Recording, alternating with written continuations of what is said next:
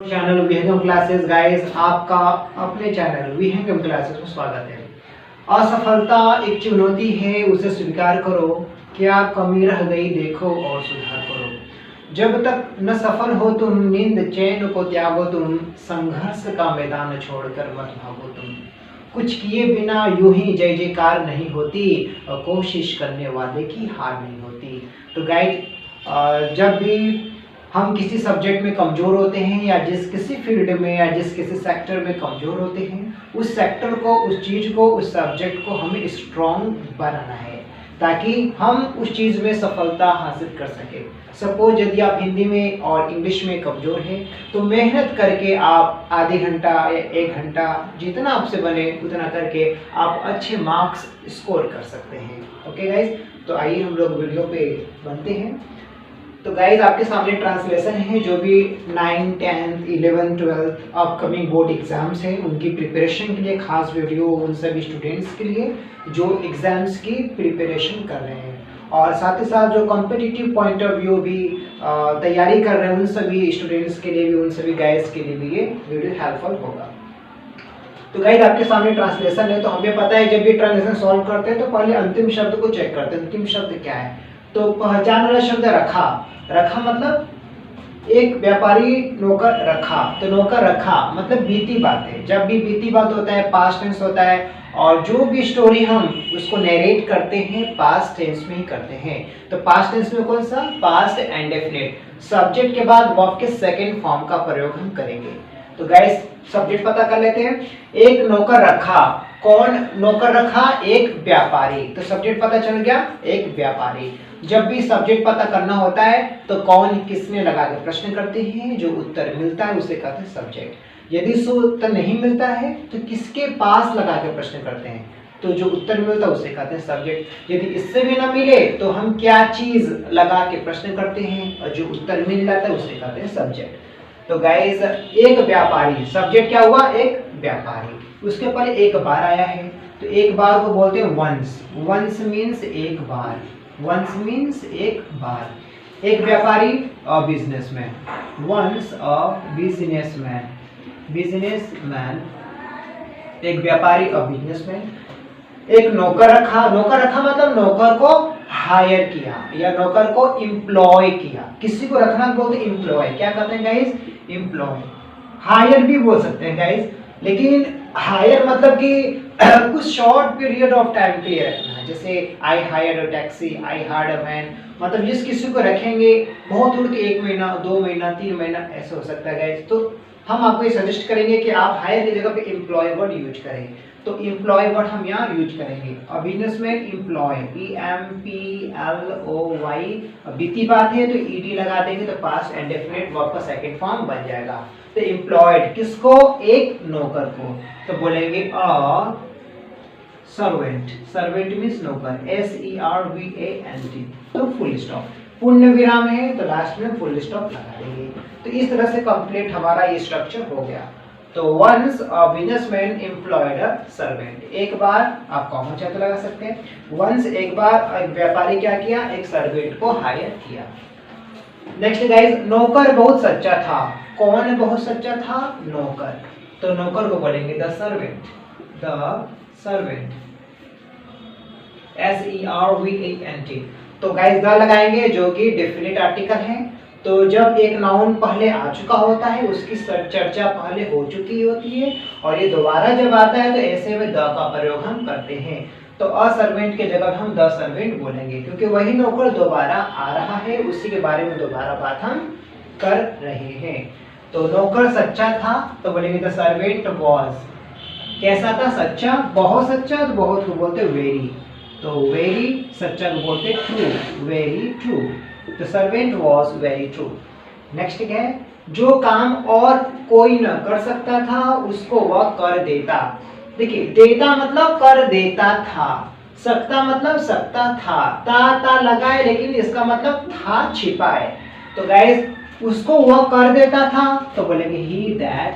मतलब करना को बोलते हैं डू, डू का सेकंड फॉर्म डीड। तो ही डीड वह कर देता था। किसको? उस काम को। तो बोलेंगे that work. He did that work. उसको मतलब उस काम को। ही डिड दैट वर्क, उस काम को कर देता था जो कोई और नहीं कर सकता था, मतलब जिसे किसी और के द्वारा नहीं किया जा सकता था। कोई और नहीं कर सकता मतलब जिसे और किसी के द्वारा किया नहीं जा सकता था।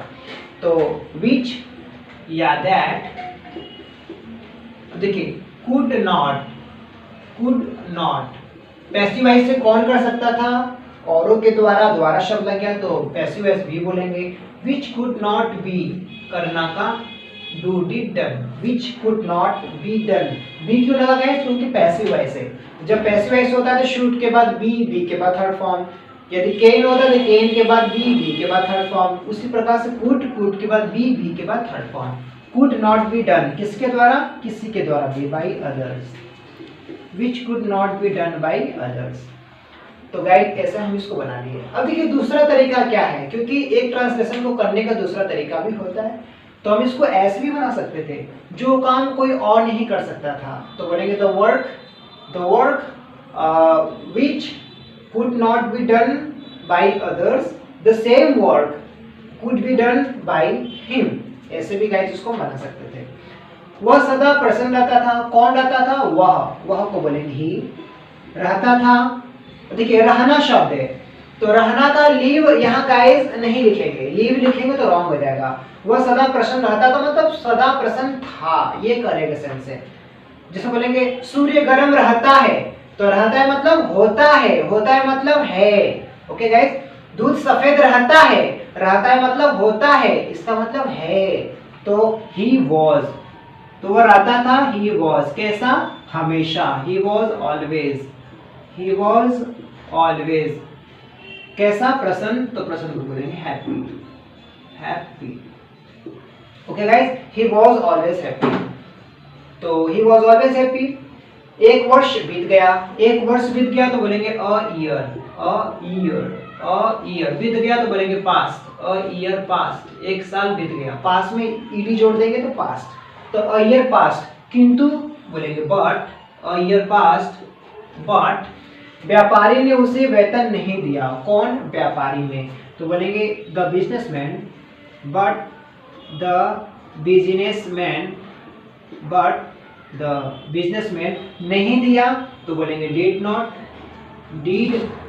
But the businessman did not, नहीं दिया तो देना को गिव तो बोलते हैं गाइस, लेकिन यहाँ पे पे का वर्ड यूज करिए। पे मतलब पैसा चुकाना या पैसा देना, पेमेंट करना ना गाइस। तो year past but the businessman did not पे, किसको, व्यापारी ने उसे वेतन नहीं दिया, डिड नॉट पे हिम या पे हिम हिज सैलरी, उसे उसका वेतन नहीं दिया। Year pass but the businessman did not pay him his salary. Next guys क्या है, नौकर ने भी अपना वेतन नहीं मांगा, तो नौकर ने भी तो बोलेंगे इवन, नौकर बोलेंगे इवन द सर्वेंट नहीं मांगा तो बोलेंगे did not, even the servant did not, मांगना को बोलते हैं एस के बाद बोलेंगे for, even the servant did not ask for, क्या चीज, अपना वेतन, ask for his salary, even the servant did not ask for his salary.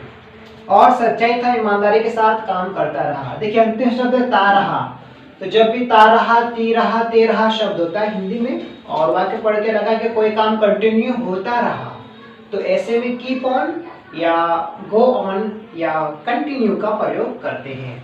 तो गैस कीप से बनाएंगे तो कीप का सेकेंड फॉर्म केप्ट होगा, गो से बनाएंगे तो गो का सेकेंड फॉर्म वेंट होगा, और कंटिन्यू से बनाएंगे तो कंटिन्यूड, तो फुल शब्द लगा देंगे। एंड काम करता रहा, एंड केप्ट ऑन मतलब करता रहा, एंड केप्ट ऑन क्या करता रहा, अपना काम, केप्ट ऑन